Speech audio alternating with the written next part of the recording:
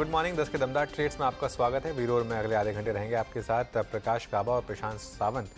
पिछले शो से हमारे साथ बने हुए हैं। फ्रेश पर्सपेक्टिव के लिए 5paisa.com के रुचित जैन और सेंट्रम ब्रोकिंग के नीलेश जैन भी जुड़ेंगे। इसके अलावा बिग मार्केट वर्सेस में इन्वेस्को म्यूचुअल फंड के CIO ताहिर बादशाह से मार्केट आउटलुक समझेंगे। साथ ही PM मोदी के सुपर एक्सक्लूसिव इंटरव्यू और भारत के बढ़ते कद पर कॉर्पोरेट इंडिया क्या सोचता है, इस पर खास चर्चा करेंगे। मारुति सुजुकी के senior executive director Shashank Srivastava से। ये सब कुछ लाइन है कुछ ही देर में शो पर आपके लिए। मार्केट को एक बार जरा रिविजिट करते हैं। इस समय थोड़ा सा मार्केट हायर लेवल से कूल ऑफ होता हुआ, निफ्टी करीब 15 पॉइंट नीचे, बैंक निफ्टी करीब 65 पॉइंट नीचे। हालांकि मिड कैप में अभी भी तेज़ी है।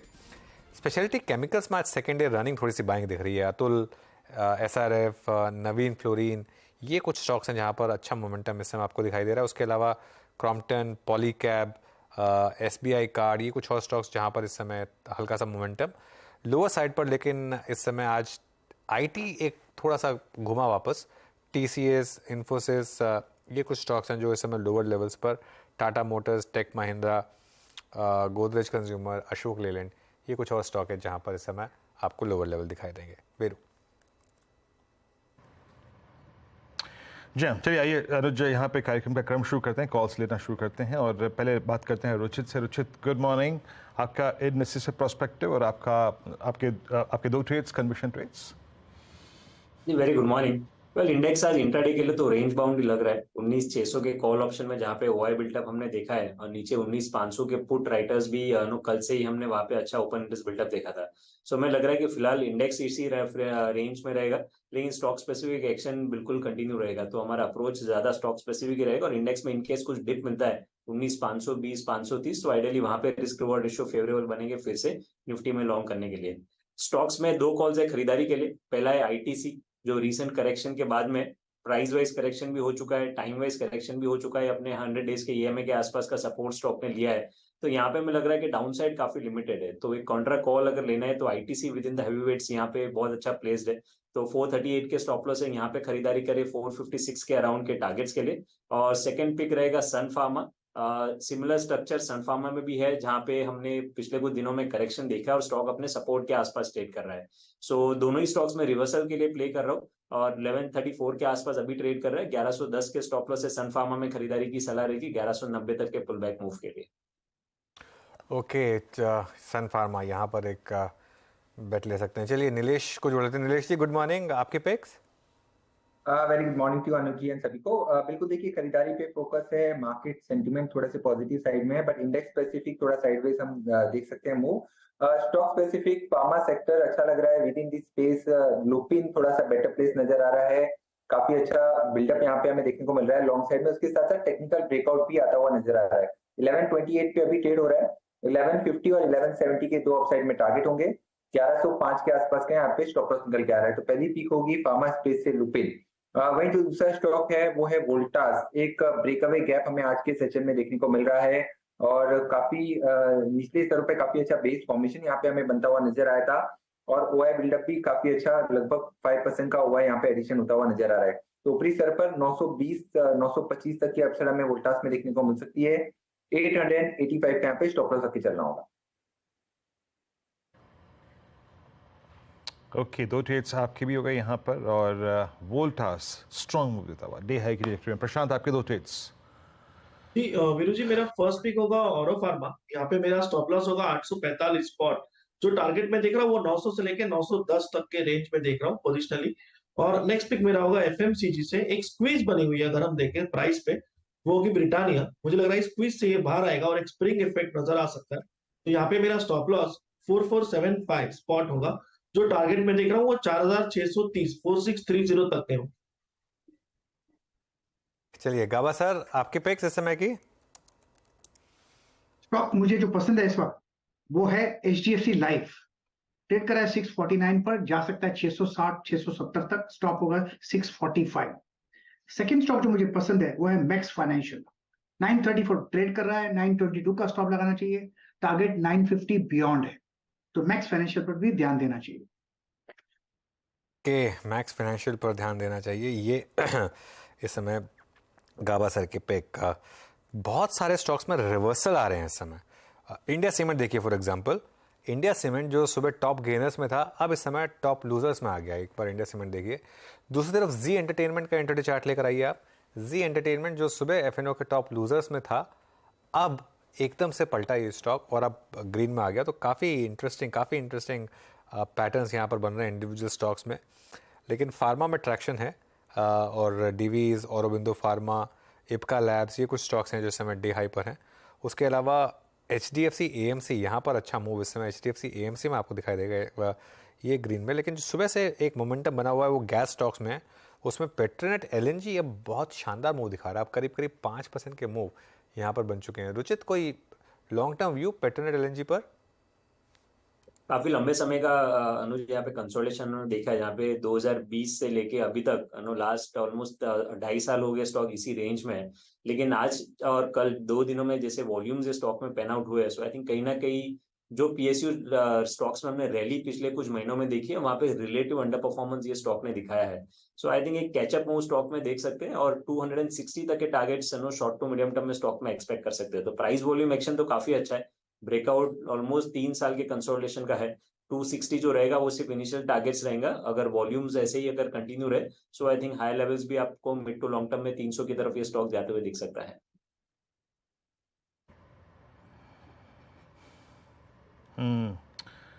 पेट्रोनेट LNG, सही कहा अनुज ने, आज टिप्पणी बिल्कुल सही थी सुबह से ही। I mean oil gas space में अच्छा मूव है।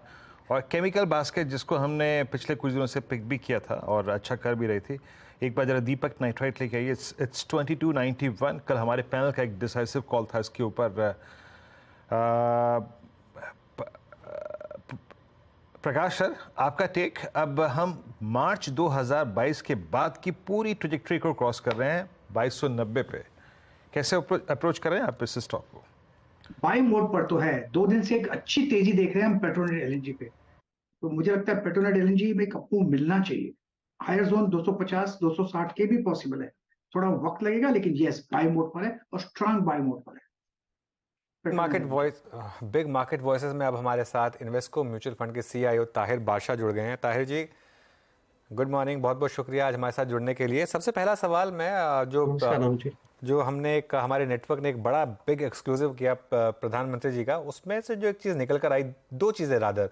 एक तो इन्फ्लेशन पर उनकी कमेंट्री कि हाँ इन्फ्लेशन थोड़ी बड़ी ज़रूर है लेकिन फिर भी बाकी देशों के मुकाबले कंफर्टेबल है। और दूसरा, कोविड के बाद जिस तरीके से एक कैश प्रिंटिंग को अवॉइड किया इंडिया ने कंपेयर टू वर्ल्ड की बड़ी इकोनॉमीज, उस पर जो उन्होंने एक व्यू दिया, क्या आपको लग रहा है ये 2 कारण काफ़ी होंगे आगे भी इंडियन मार्केट के आउट परफॉर्मेंस के लिए? जहां तक मुझे लगता है, सेकंड कारण जो आपने बताया, जो प्राइम मिनिस्टर जी ने बताया, वो मुझे लगता है कि ऑब्वियसली दैट विल इंश्योर के लॉन्ग टर्म जो इन्फ्लेशन ट्रेजेक्टरी है वो इंडिया में ठीक ठाक बनी रहे। बिकॉज आप डेवलप मार्केट्स में पर्टिकुलरली US को देखें तो उनके काफी सारे इन्फ्लेशन रिलेटेड चैलेंजेस अब इसलिए भी आ रहे हैं क्योंकि उन्होंने जो बैलेंस शीट एक्सपेंशन की वो the last good number of years, and इसलिए आज अभी उनको एक जरूरत पड़ गई है in order to start controlling the balance sheet. और इंटरेस्ट रेट हाइक्स से उनको जो इन्फ्लेशन नीचे लाने की जितनी क्षमता थी उन्होंने कर दी है, लेकिन अभी यहाँ से मतलब बैलेंस शीट का उनको रिवर्सल करना पड़ेगा। तो हमें वो चैलेंज डेफिनेटली नहीं दिख रही हमारे सामने। But near term inflation which is जो हम सब जानते हैं is more because of agri inflation. Core inflation RBI के हिसाब से भी it is relatively in control, is something that we have to worry about. But जहाँ तक मेरी समझ है, मुझे लग रहा है कि गवर्नमेंट में there has been a realization about this काफी समय से, क्योंकि एल नीनो की चर्चा करीब साल की शुरुआत से हो रही है। एंड बफर स्टॉक्स वगैरह मुझे लगता है कि सेटअप किए गए हैं इन ऑर्डर टू इंश्योर कि सीरियल्स जो है उसमें बहुत ज्यादा दिक्कत ना आए। ऑयल सीड्स और ऑयल पल्सेस वगैरह में हमको थोड़ी दिक्कत हो सकती है।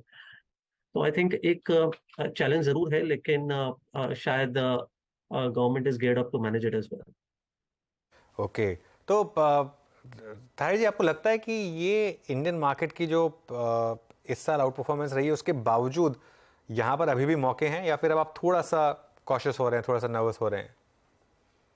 देखिए, ऑब्वियसली जो अपॉर्चुनिटी सेट है वो अभी भी है, लेकिन ऑब्वियसली काफी हद तक, कुछ बहुत सारी हद तक मतलब अच्छे pockets of small cap, mid cap, broader market ने परफॉर्म किया है। लेकिन हमें ये भी दिख रहा है कि कुछ पॉकेट्स ऐसे भी है जहाँ पे मतलब आप एक अपॉर्चुनिटी अभी भी बना सकते हो, चाहे in the form of cheapness क्योंकि वो सस्ते हैं, या तो फिर उनमें कुछ इम्प्रूवमेंट या साइकिल की रिवर्सल की आप अपेक्षा कर सकते हो।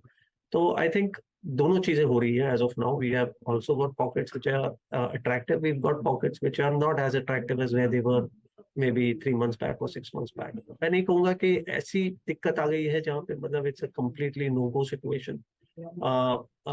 इकोनॉमिक साइकिल अभी भी अपने फेवर में है और उसका ध्यान रखना जरूरी है। सो आई थिंक पूरी तरह से इकोनॉमिक साइकिल को इग्नोर करके सिर्फ मार्केट साइकिल पे ध्यान देना may not be the wise thing to do, क्योंकि अर्निंग्स में आपको शायद सरप्राइजेस, पॉजिटिव सरप्राइजेस आने की भी पॉसिबिलिटी है, और उसके चलते हुए आपको शायद जो रियल वैल्यूएशंस है वो इतने ज्यादा महंगे ना हो जितने नजर आ रहे हैं।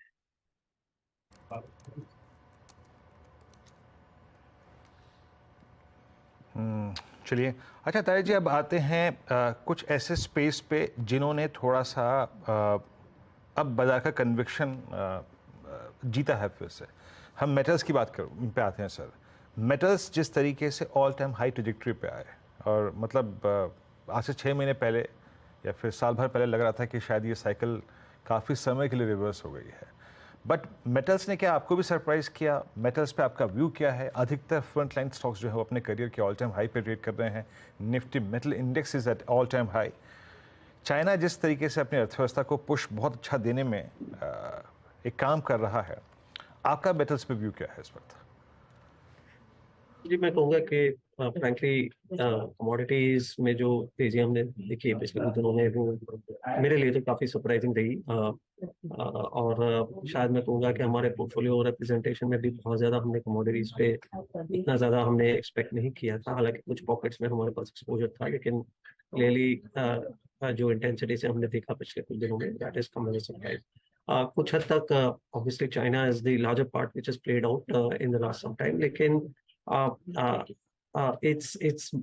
it's more about control of supply, न कि डिमांड। आई मीन जो हमने एक्साइटमेंट कमोडिटीज में देखी ये इसलिए हुई है क्योंकि चाइना से जो सिग्नल्स आ रहे हैं वो इस बात के हैं कि बेसिकली सप्लाई अब से पता नहीं बढ़ेगी, एंड गिवन एनवायरमेंटल कंसर्न्स को वो लोग ज्यादा इंपॉर्टेंस देते हैं। तो कहीं ना कहीं कुछ कुछ पॉकेट्स में सप्लाई कट्स का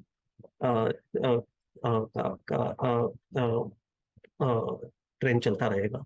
सो I think that is the thing. कुछ पॉकेट्स डेफिनेटली है जो अंडर परफॉर्म किए हैं, जहाँ पे मतलब वैल्यूएशन ठीक है और सस्ते भी है, प्लस एक्सपेक्टेशन ज्यादा नहीं है। सो आई थिंक एक pop definitely expected, I mean हो सकता है प्ले आउट हो रहा है। सस्टेनेबिलिटी एज ऑफ नाउ एक कॉल लेना मेरे लिए थोड़ा डिफिकल्ट है at this stage as far as commodity, particularly metal commodities की बात करें।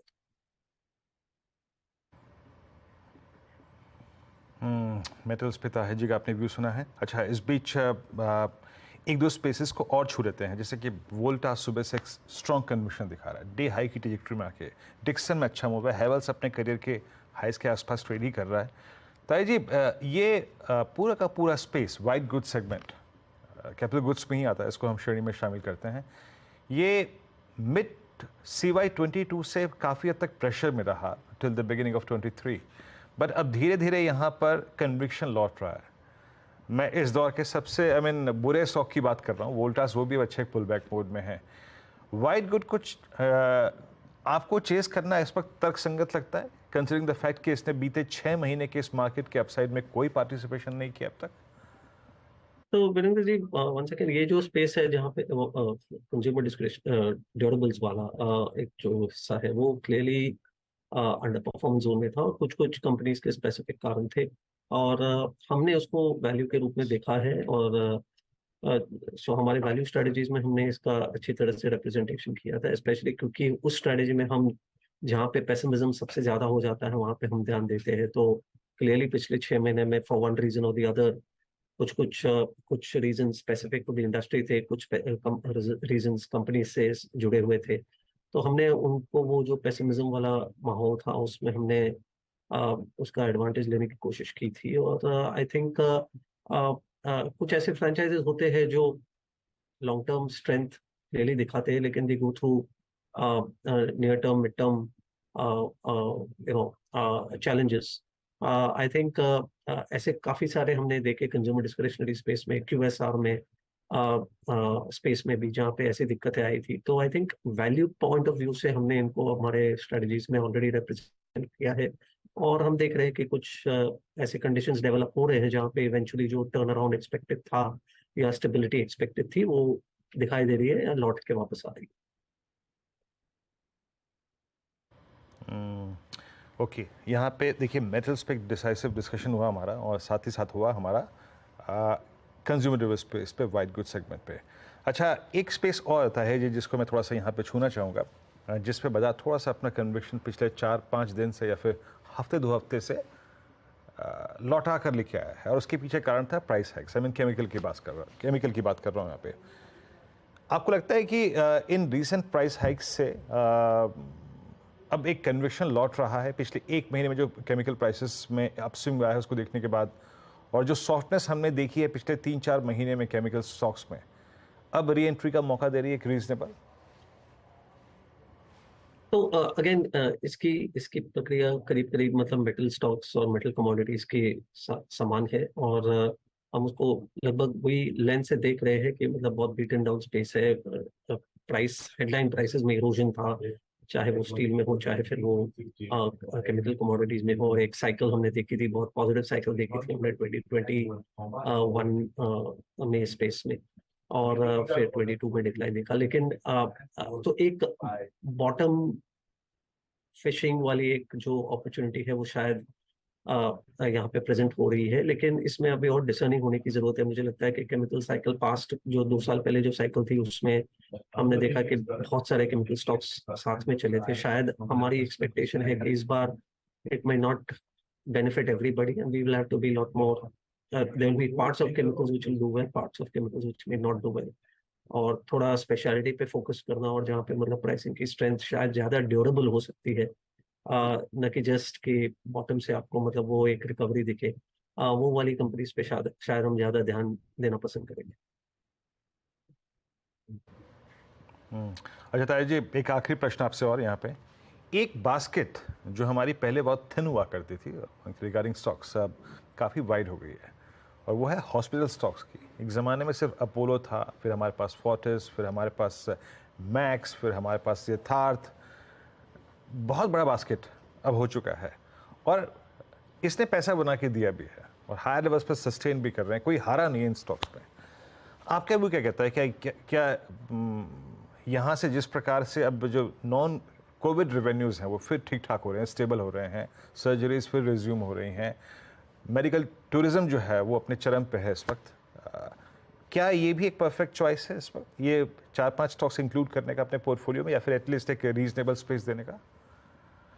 आई एग्री विथ यू, और काफी हद तक हम हमारे भी हिसाब से मिलते जुलते हैं। So basically I think hospitals is a space जहाँ पे हम कंस्ट्रक्टिव रहे हैं, और एक हेल्थ केयर की जो एक स्ट्रक्चरल अपॉर्चुनिटी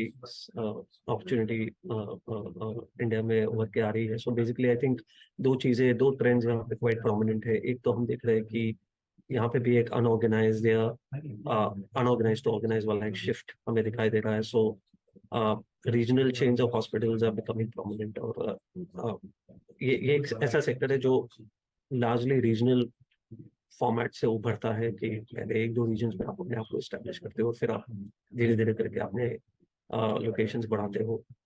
तो आई थिंक ये ट्रेंड जारी है जहाँ पे मतलब small hospitals are actually giving way to some of the regional chains and maybe one or two of the large national chains as well. The second चीज ये हो रही है कि हेल्थ इंश्योरेंस की एडॉप्शन जो है कंट्री में वो इंक्रीज होती जा रही है, एंड पेनिट्रेशन वहाँ पे बढ़ रही है। तो उसका नतीजा ये होता है कि आप जब हेल्थ इंश्योरेंस लेते हो तो ऑब्वियसली आप फिर अपनी जो मेडिकल सर्विसेज या मेडिकल आपको मेडिकल सर्विसेज जो आप लेना चाहते हो, you will prefer to take from better hospitals, more organized hospitals, rather than going to your nearby nursing home या clinic.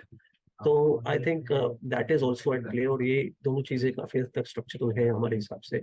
तो I think this space therefore looks quite exciting. Plus आपने कुछ कारण बताया, basically medical tourism plus post-COVID surgeries and all those things that will also from a more cyclical perspective come back. तो एक अच्छी recipe, एक अच्छी अपॉर्चुनिटी यहाँ पे नजर आ रही है. And we getting more names also, जैसे आपने बताया कुछ हॉस्पिटल्स ने भी लिस्ट हो रहे हैं और उनमें भी एक पोटेंशियल हमें नजर आ रही है. So I think it's nice that ये एक स्पेस वाइडन होती जा रही है from the point of view of opportunities.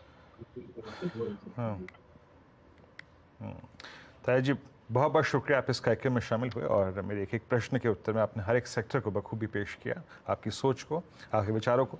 बहुत बहुत शुक्रिया ताया जी इस कार्यक्रम में शामिल होने के लिए.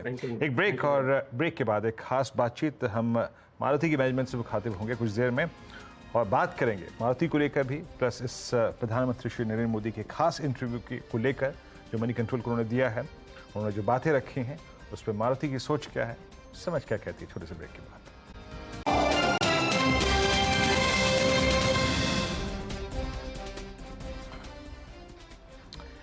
कार्यक्रम में आप सभी का फिर से स्वागत है. और प्रधानमंत्री मोदी ने मनी कंट्रोल के साथ एक खास बातचीत करी, एक एक्सक्लूसिव इंटरव्यू दिया गया है. Group editor in chief Rahul Joshi के साथ एक्सक्लूसिव इंटरव्यू में पीएम मोदी ने बदलते भारत की तस्वीर पेश की है. ग्रोथ, महंगाई, चुनावी सौगात, रिफॉर्म्स और G20, इन सभी मसलों पर उन्होंने अपनी बेबाक राय रखी. भारत के बढ़ते कदम और कॉर्पोरेट इंडिया कैसे देख रहा है इस इवेंट को, आइए बातचीत करते हैं इसी पर्सपेक्टिव से मारुति की लीडरशिप से और मारुति के senior executive director Shashank Shrivastava ji से. शशांक जी नमस्कार, कार्यक्रम में स्वागत है सर. और यकीन मानिए दिल्ली में आजकल घूमकर और G20 के इस इवेंट को देखकर, जिसका की मेज़बानी हम करने जा रहे हैं, वाकई खुशी महसूस होती है. आपने पीएम के इस इंटरव्यू को सुना, उन्होंने हर पक्ष पर अपनी बात रखी है, चाहे वो अर्थव्यवस्था को लेकर हो, डिजिटाइजेशन को लेकर हो, इन्फ्लेशन को लेकर हो. एक ग्रोथ रोड मैप उन्होंने बहुत शानदार रखा. इस इंटरव्यू पे आपकी पहली प्रतिक्रिया जानना चाहूँगा, जो ठीक इस समिट से पहले उन्होंने मनी कंट्रोल को दिया है. देखिए, सबसे पहले बात जो मैं यहाँ पे अर्ज करना चाहूँगा वो ये है कि हमारे मुल्क के लिए ये बहुत फख्र की बात है कि हम लोग G20 की प्रेसिडेंसी हमें मिली 20 वर्ष बाद. और इससे साफ जाहिर होता है कि भारत की का कद जो है वो बहुत बढ़ा हुआ है हर लिहाज से, चाहे वो माशी लिहाज से हो या वो एक सियासती लिहाज से हो. सब तरह से मेरे नज़र में एक बहुत हम सारे मुल्क के जितने भी हमारे जो शहरी हैं उनके लिए ये बहुत फख्र की बात है कि हम G20 प्रेसिडेंसी में आज जो इनका दौरा है इसका भारत में, तो ये हमारे लिए बहुत it's a very proud moment for all of us. और जहाँ तक मोदी जी ने जो अपने जो गुफ्तगू है उसमें जो कहा है, उसमें ये साफ झलक रहा है कि हमारे मुल्क में जो कॉन्फिडेंस लेवल है वो काफी अच्छी सतह पे है. और जैसे उन्होंने माशी लिहाज से इकोनॉमिक उससे बोला भी कि हमने बहुत अच्छा हमने मैनेज किया है इकोनॉमी. हमारी जो इफरात ज़र है, जो इन्फ्लेशन रेट है, जिसकी वजह से आलमी तौर पे सारे मुल्क परेशान हैं, हमने फिर भी उसको एक अच्छा कंट्रोल रखा है. और यही वजह है कि हमने देखा है कि हमारे इकोनॉमी में अच्छी ग्रोथ हुई है. हम 5th लार्जेस्ट इकोनॉमी हो गए हैं, हम जल्दी 3rd लार्जेस्ट इकोनॉमी हो जाएंगे. और यही चीज हमने ऑटोमोबाइल क्षेत्र में भी देखी है. ऑटोमोबाइल में India is already the 3rd largest passenger vehicle country in the world. तो इसलिए काफी प्राउड मैं महसूस कर रहा हूँ. And we are very proud from the automobile industry to have contributed to the progress of our. अच्छा शशांक जी, इस इंटरव्यू में मोदी जी ने एक बात बहुत खुल के कही कि मुझे इस बात की चिंता है, हमें महंगाई की चिंता होती भी है और इसी लिहाज से हमने LPG सिलेंडर के दाम घटाए भी. आप ये देखिए कि बीते 2 साल में इस वॉर के चलते जो कमोडिटी इन्फ्लेशन रहा, जो क्रूड के दाम रहे जो कि बीच में 140 तक भी गए थे, उसके बावजूद जिस ट्रजेक्टरी में हम अपने इन्फ्लेशंस को रखने में कामयाब रहे, उसके बावजूद ब्याज दरों का बहुत चरम तरीके से ना बढ़ना, उसके बावजूद सरकारी बैंकों का NPA कंट्रोल रहना, ये अपने आप में कितना महत्वपूर्ण था और कितना सराहनीय रहा? बहुत ही मतलब महत्वपूर्ण तो है, ये अहम चीज है ही। कोई भी माशी निजाम में ये जो शराय सूद होती है, जो इंटरेस्ट रेट होता है, एक बहुत उसका मायना रखता है। और जितनी एडवर्स सिचुएशन में ये हमारे मुल्क में मैनेज हुआ है वो काबिले तारीफ है, क्योंकि इसी से हमारी माशी हालत मुस्तकिम रही है। और सिर्फ मुस्तकिम ही नहीं रही है, हमने ग्रोथ भी दिखाई है। तो अगर आप देखें आलमी तौर पे ज्यादातर मुल्क, और मैं सिर्फ अपने थर्ड वर्ल्ड कंट्रीज की बात नहीं कर रहा हूँ, या मैं अपने बरे सबीर के जो मुल्क है उनकी बात नहीं कर रहा हूँ, जो मुल्क तरक्की पजीर हैं, वेरी डेवलप्ड कंट्रीज, वो भी इस समय पर परेशान है कि एक तरफ तो इफरात ज़र बहुत हाई है, inflation rate is very high, और दूसरी तरफ जो शरे नमू है, which is the growth rate, it is very low. But हमारे इस विपरीत हालातों में हमारे मुल्क में न केवल इफरात ज़र काबू में है, बट हमारी ग्रोथ भी अच्छी हुई है। इनफैक्ट अभी क्वार्टर की जो तिमाही की ग्रोथ आई है, जो रवा माली साल का जो ग्रोथ है, इस समय 7.8% आई है, जो हर लिहाज से बहुत अच्छी है। तो और यही चीज हम ऑटोमोबाइल क्षेत्र में भी देख रहे हैं, अच्छी ग्रोथ आ रही है। और यही वजह है कि दुनिया की नजर जो है हमारे मुल्क पे है, और इसीलिए हम इतना जो सरमाया हो रहा है हमारे इकनॉमी में, वो उसकी बुनियादी वजह यही है कि हमने अपनी इकोनॉमी को बेहतर मैनेज किया है। और इसके लिए प्रधानमंत्री जी को पूरा श्रेय जाता है। और हम ऑटोमोबाइल क्षेत्र में जो हम लोग काम करते हैं, हमें भी बड़ा फक्र है कि हमने इस इकोनॉमी में कंट्रीब्यूट किया है। शशांक जी, बहुत बहुत शुक्रिया। समय का अभाव था, लेकिन आपसे फिर भी बातचीत हो पाई इस उपलक्ष्य पे, और बड़ा अच्छा लगा सर बात करके आपसे। जब अगली बार आपसे बातचीत होगी ना सर, तो मैं आपसे एक प्रश्न और पूछूंगा जी, कि आपकी तालीम कहाँ से हुई? क्योंकि उर्दू शब्दों का जो आपने यहाँ पे तड़का लगाया ना, ये बात नीरज जी, मैं आपसे जब बात कर रहे थे, नीरज जी उपस्थित भी हैं अब अगला कार्यक्रम लेके। नीरज जी, कभी कभी हमें लगता है कि किसी मुशायरे में बैठे हों, शशांक जी से बात करने के लिए। ऐसा लगता है कि मैं हजरतगंज में घूम रहा हूँ। क्या खूबसूरती से उर्दू शब्द को वो चर्चा करते हैं। शशांक जी के लखनऊ के चक्कर बहुत लग रहा है, मुझे ऐसा लग रहा है।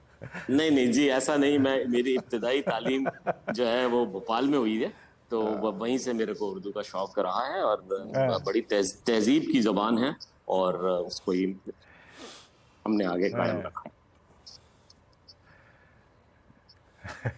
बहुत बहुत शुक्रिया सर। जी, शुक्रिया जनाब। एक बार फिर से बातचीत होगी निकट भविष्य में आपसे जी। नीरज जी, आपको हैंड ओवर कर देते हैं। इट्स 19573। बैंक निफ्टी थोड़ा सा परेशान, इंडेक्सेस अभी भी उस छोटी सी रेंज में संभलने की कोशिश, और मुझे तो भरोसा मिड कैप पे है जो अभी भी दमखम दिखा रहे हैं, और ब्रॉडर मार्केट में अभी भी जोश उन्हीं का है।